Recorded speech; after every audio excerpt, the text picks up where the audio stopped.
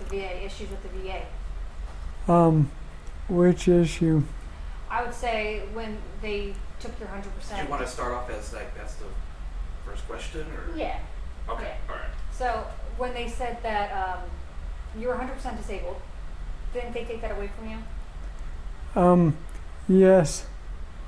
In February, they found out that I was on orders. I had been retired in January, so they took away my monthly compensation completely. They're like, oh, you're on orders. I don't know where they got that from. I had already had ALS for 9 months at that point and had already been retired. The PVA fought that for me and got it reinstated, but had I not had them, I wouldn't have known how to navigate the system.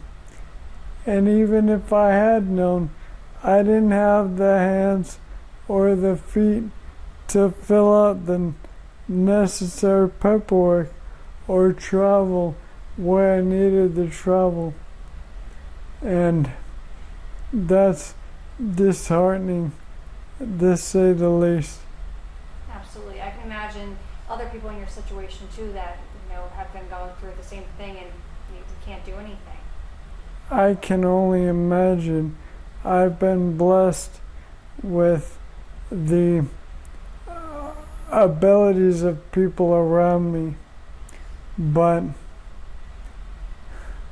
there's a lot of ALS patients here in San Antonio and paralyzed vets that haven't been fortunate enough to have the contacts that I have, that are just at wit's end. And I figure maybe somebody in my position, you'd think we would be offered a bit more, maybe grace or loyalty, but we're not.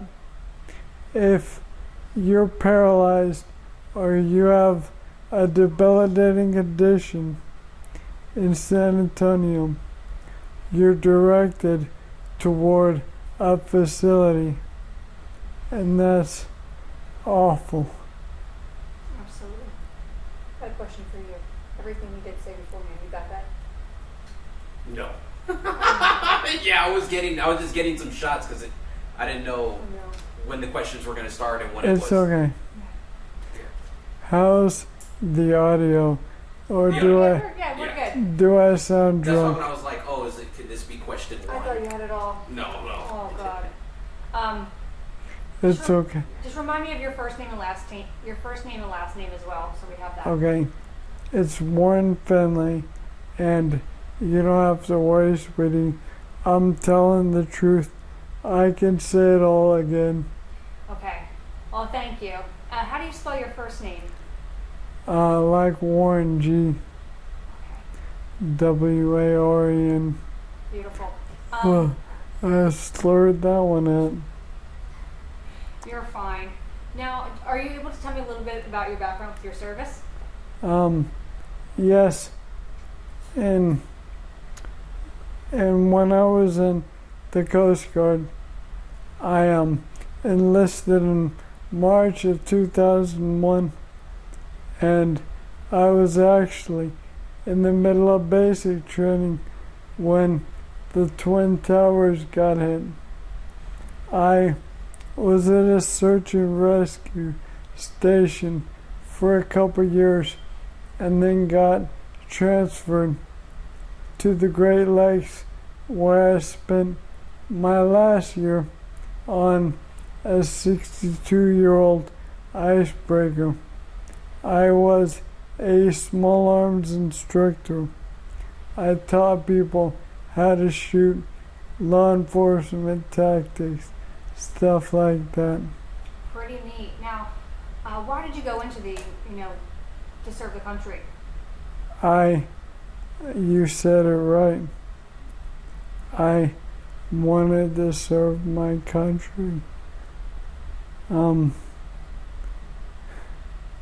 There is a lot of sacrificing you can do in life, but when you're able to make changes with your hands, even if you're a street sweeper in the army, that's labor you're doing with your hands to help your country. And I wanted to do that. I wanted to try to save lives for my country. That's why when I re-enlisted in 2020, after being out for 13 years, I also chose a defensive job.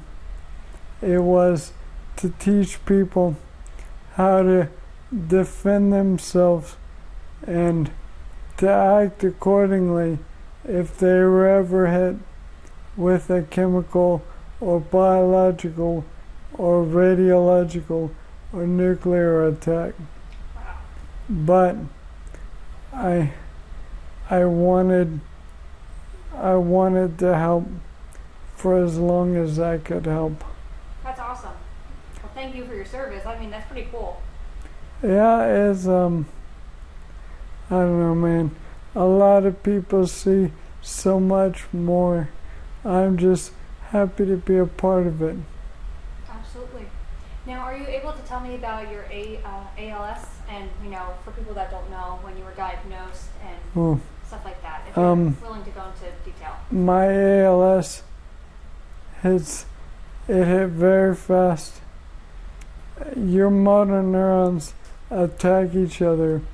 So you can still feel everything, but you lose the ability to move. So at this point, I can't really use my arms. I can very limited use my legs. And obviously, as you can tell, I'm losing my vocal muscles. It will take all of them in time.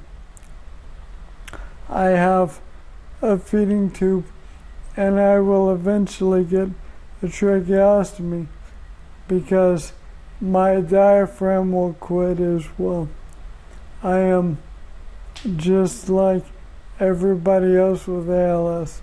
We all get to this point. I just happen to get there a little sooner. You said you're 42? I am. I just turned 42. Well, happy birthday. I appreciate that. Yeah. This year, maybe not so amazing as the others, but I still got a full head of hair, so, could be worse. So you were diagnosed, was it a couple months ago, 9 months ago? May was the official diagnosis.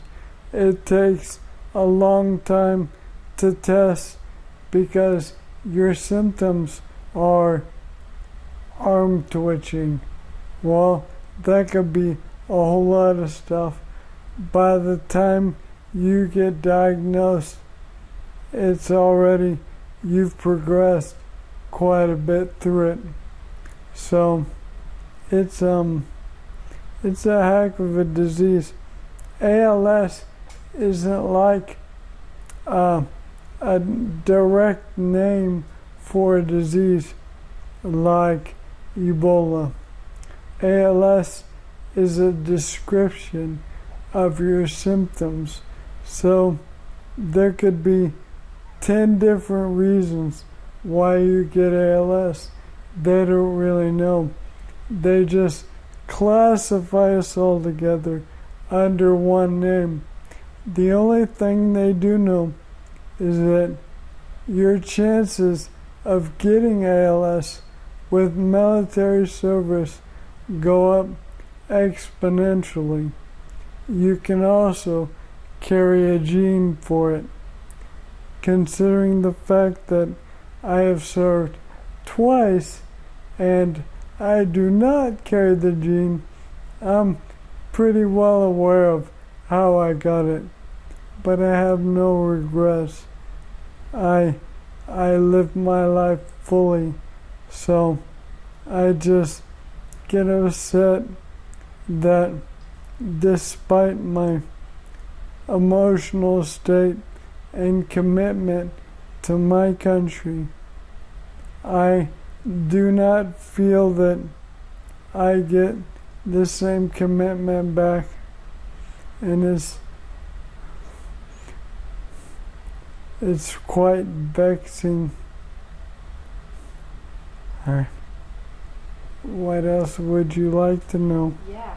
So because Roy he was zoning out. So Sorry. He's alright. no, he's great. Are you able to go into detail? I know I apologize, but about your issues that you're having with the VA and how that's taking a toll on you and your family. Yes. There are two issues. Number one, I got diagnosed with ALS on orders. My unit fought tooth and nail for me to keep getting paid so that I could afford to keep my family in a home. While that was happening and I was being retired, the VA awarded me 100% compensation. So, in any other walk of life, that would have been fine. I could have been a bulldozer driver and still gotten compensation.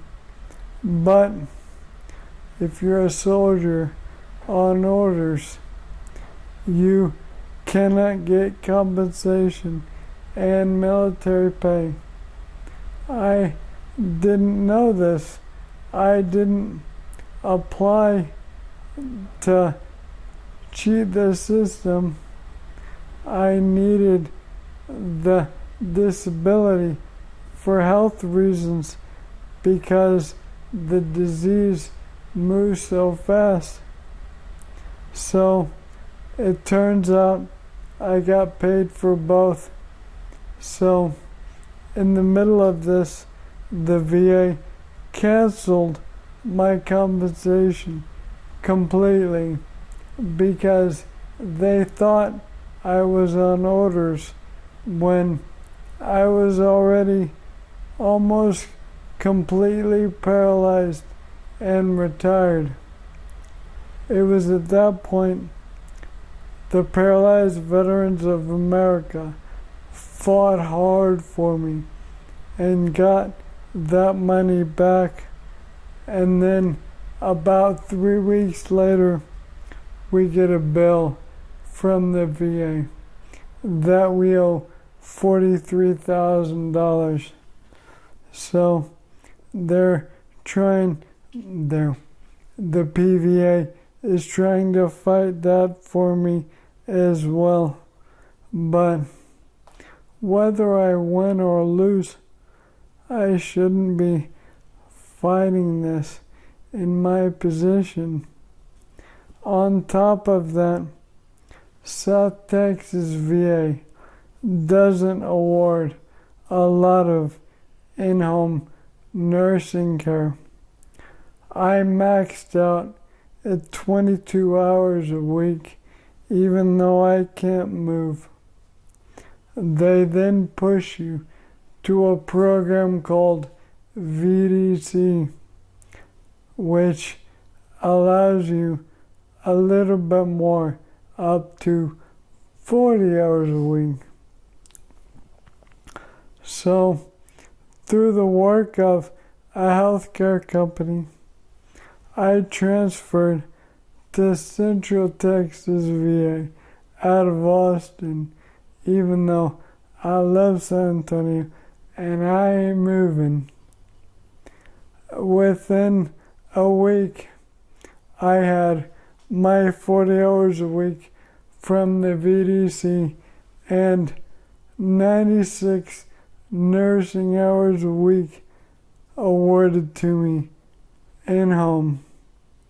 And I had to maneuver this system to get that. I know I'm lucky. I know I'm blessed. What about everybody else in my position here? What if you're alone and you don't have a family, or you don't have the right contacts that I got lucky with? I mean, the fact that I had to change my own system to get somebody at home so I didn't have to go to a hospital is wrong. They should be helping us, all of us. There's people, all of my doctors and nurses and social workers at the VA want to help. They're ready to help, but they're blocked by a local system that's working against them. And it's here. It's not the entire VA.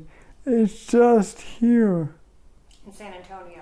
The Yes. system needs some work to be fixed. Yes, it does. Yeah. Well, I mean, I think it just goes to show your character. I mean, you and your position and stuff like that, and you're already thinking of people out there that may be struggling like you. I mean, that's pretty awesome. I got really lucky, but most people don't. And I figure it would mean something because I'm not trying to get more help at home. I've got it. Nobody else does. What about them? That's what people in the military do. We stick up for each other. There you go. That's amazing. That's amazing. So where do you stand now with everything with the South Texas VA? Have they gotten back to you? I'm not yet. I'm in the process of being transferred. Central Texas approved me of those hours without even being fully transferred over. They immediately granted it. They saw my condition and are like, "You don't have a nurse at home?" I'm like, "No." So they did it right then and there. I'm still waiting to hear back anything from South Texas because up to this point, with my doctors and social care workers, they don't they're unaware of any help. Sorry, I just burped. They're unaware of any help that can be provided at home because I believe if I could have had help, I would have had it. Absolutely. Anything else that we're leaving out about the VA that you want to add into the story? Yes. Go ahead. Everybody that I've met in the entire system, especially at Audie Murphy, they care and they try and they're working overtime and doing everything they can to help, but they're being shackled in their abilities. It's not the people on the ground. They're with us. It's their bosses and their bosses' bosses.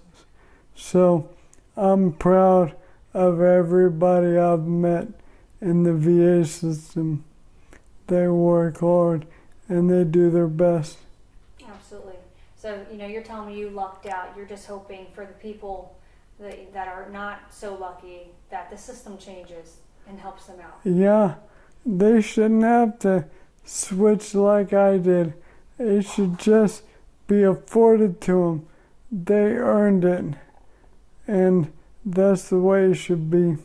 Yeah, I mean, also getting hit with a bill like that, that's absolutely crazy. Well, it had been understandable if I had been aware of it beforehand and prepared for it. I just think it's a little disingenuous that because I got graced with this disease while preparing to deploy, now I don't get to receive that compensation, when if I would have been working at McDonald's or any other job, I would have been just fine. It's kind of pushing me down because I got diagnosed while serving my country, not after. Yeah. That No, you're okay. that You're is adorable. my Deborah's. Oh, she's beautiful. She's a pistol. Better watch your pockets. Oh, geez. Luckily, I don't have any, so we're good. With those issues with the VA, how has that affected your family and stuff like that, and also dealing with, ASL? Nobody knows how to navigate it. My wife is a teacher, and we've been doing our best to keep her teaching, because this year my daughter is in her class, so I don't want to take that away from my girls. So we don't have any time as it is, considering how stressful this disease can be. The fact that I now have monetary stress and lifestyle stress, and I gotta fight this system that's trying to help me while I'm losing my voice. It's unacceptable what it does to my family. Absolutely. I think we covered a lot. If there's anything else that you want to share with us, you're more than welcome. But I think I'm all questioned out for you. Just remember, I'm the lucky one. My situation is the best outcome. Everybody else has it worse than me. Can you imagine how they have it? It shouldn't be like this. It shouldn't. But Thank you so much. yeah, that's it. Yeah, thank you so much, sir. I hope this